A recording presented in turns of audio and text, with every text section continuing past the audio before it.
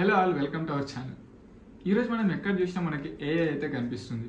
మనం ఏ social media app open చేసినా, మన ఇన్స్టాగ్రామ్, ఫేస్బుక్ ఇలాంటివి ఏది ఓపెన్ చేసినా ఏ జనరేటెడ్ ఫొటోస్, ఆడియోస్, వీడియోస్ ఇలా పూర్తి ఏఐతో అయితే నిండిపోయింది. సో ఇలా ఏఐని యూస్ చేసి చాలా మంది కంటెంట్ క్రియేట్ చేసి మనీ అయితే ఎర్న్ చేసుకుంటున్నారు. కానీ రీసెంట్గా యూట్యూబ్ ఇచ్చిన అప్డేట్తో చాలా మంది అయితే షాక్ అయ్యారు. సో ఎవరైతే ఏఐని యూస్ చేసి మంచిగా కంటెంట్ క్రియేట్ చేసుకుందాం అనుకున్నారో వాళ్ళైతే చాలా కన్ఫ్యూజన్లోకి వెళ్ళిపోయారు. ఎందుకంటే మనకి యూట్యూబ్ అయితే చెప్పింది, సో ఏవైతే ఛానల్స్ ఏఐని యూస్ చేసి కంటెంట్ జనరేట్ చేస్తున్నాయో అలాంటి ఛానల్స్ అయితే మానిటైజ్ చేయమని. సో దీంతో చాలా మంది కన్ఫ్యూజన్లోకి వెళ్ళిపోయారు. ఏఐని వాడాలా వద్దా, వాడితే ఎలా వాడాలి, ఇలా చాలా రకాలైన డౌట్స్ అయితే ఉండుంటాయి. సో మీరు కూడా అందులో ఒకరైతే కరెక్ట్ వీడియోని ఓపెన్ చేశారు. సో ఈరోజు నేను మీకు ఫుల్ క్లారిటీ అయితే ఇస్తాను, ఏఐని యూస్ చేయాలా వద్దా, ఇలా ఫుల్ డీటెయిల్స్ అయితే మీకు చెప్తాను. సో ఈ వీడియో మనం డీటెయిల్గా యూట్యూబ్ పెట్టిన రూల్స్ ఏంటి అండ్ ఏఐని మనం ఎలా యూస్ చేసుకోవాలి, ఇలా పూర్తి డీటెయిల్స్ అయితే నేను చెప్తాను.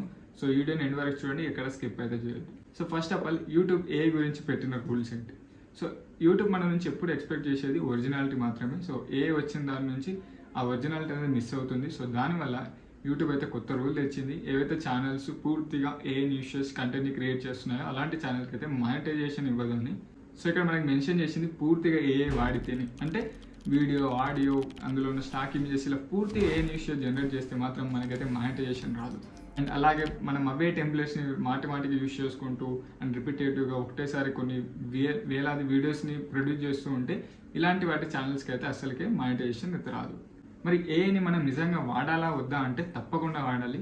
ఇప్పుడున్న జనరేషన్లో మనం సక్సెస్ కావాలంటే తప్పకుండా ఏఐ హెల్ప్ తీసుకోవాలి. అప్పుడే మనం ఇంకా లైఫ్ అనేది ఫాస్ట్ అవుతుంది, సక్సెస్ అనేది చాలా స్పీడ్గా గ్రో అవుతుంది. సో మీరైతే ఏఐని తప్పకుండా యూస్ చేయాలి. మరి ఎలా యూస్ చేయాలి? సో ఇక్కడ మనకి యూట్యూబ్ అయితే మెన్షన్ చేసింది, ఎవరైతే క్రియేటర్ పూర్తిగా కంటెంట్ క్రియేషన్ ఏఐని యూస్ చేసి ఎలాంటి హ్యూమన్ క్రియేటివిటీ లేకుండా చేస్తే తప్పకుండా మానిటైజేషన్ చేయదని. కానీ మీరు మీ క్రియేటివిటీతో ఏఐని యూస్ చేసి కంటెంట్ జనరేట్ చేస్తే తప్పకుండా మీ ఛానల్ అయితే మానిటైజ్ అవుతుంది. మరి మనం ఏఐని మన కంటెంట్ క్రియేషన్లో ఎలా వాడుకోవాలి? సో మన కంటెంట్ క్రియేషన్లో ఏఐ అనేది చాలా విధాలుగా యూజ్ అవుతుంది. సో ఫస్ట్ ఆఫ్ ఆల్ వచ్చేసి కంటెంట్ క్రియేషన్లో స్క్రిప్ట్ రైటింగ్ అయితే ఉంటుంది. సో మనకు కంటెంట్ అనుకున్నప్పుడు దాన్ని ఎలా రీసెర్చ్ చేయాలి, దాని గురించి రీసెర్చ్ చేయడం కానీ, ఆ స్క్రిప్ట్ ఎలా ఉండాలి, వే ఆఫ్ స్టోరీ టెల్లింగ్ ఎలా ఉండాలి, ఇంకేమైనా ఐడియాస్ దానికి ఇవ్వమన్నాం, హైలైట్స్, పాయింట్స్ ఏంటి, ఇలా ప్రతిదీ మనం ఏఐని యూజ్ చేసి జనరేట్ చేసుకోవచ్చు. సో ఇలా మీరు బ్యాక్ ఎండ్లో ఎప్పుడైతే ఏఐని యూజ్ చేస్తున్నారో అది మన ముందుకు తెలీదు. సో యూట్యూబ్ ఎలాంటి నష్టం అయితే మనకు ఉండదు యూట్యూబ్ నుంచి. సో మీరు ఇలాంటి సిచ్యువేషన్లో అయితే ఏం తప్పకుండా వాడుకోండి, బెటర్ రిజల్ట్స్ అయితే వస్తాయి.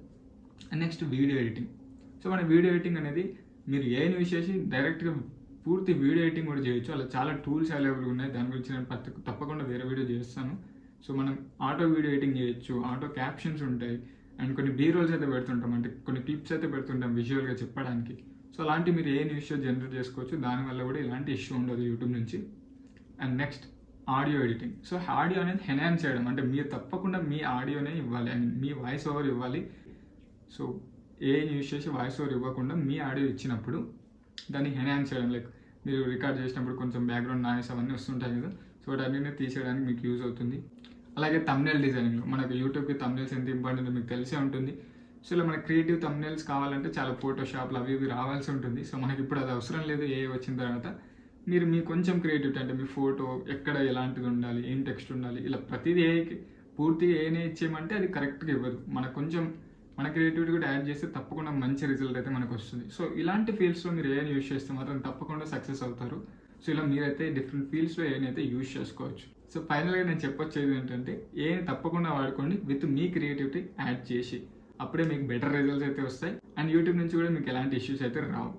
సో ఇది వీడియో మీకు అర్థమై ఉంటుంది, యూట్యూబ్ ఎలాంటి పాలసీస్ తెచ్చింది అండ్ మీరు ఎలా ఏఐని అయితే స్మార్ట్గా యూజ్ చేసుకోవచ్చు అని. అండ్ మీకు video editing, audio editing, script రైటింగ్కి ఎలాంటి ఏఐ టూల్స్ వాడాలి అని మీకు తెలియాల్సి ఉంటుంటే కామెంట్ సెక్షన్లో ఎస్ అని కామెంట్ చేయండి. నేను ఒక సపరేట్ వీడియోస్ అయితే చేస్తాను అలాంటి టూల్స్ని ఎక్స్ప్లోర్ చేసి.